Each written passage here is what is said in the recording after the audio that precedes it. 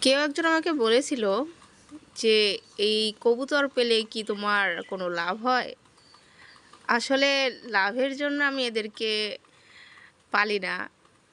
এরা যখন এই যে দৌড় দিয়ে কাছে আসে ডাকার সাথে, সাথে আমার অনেক ভালো লাগে।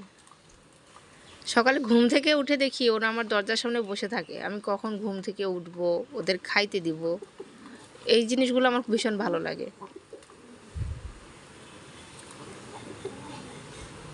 শুধু কবুতর না, আমি পশু পাখিদেরকে মানুষের চেয়ে বেশি ভালোবাসি। তাদের আশেপাশে থাকতে বেশি পছন্দ করি।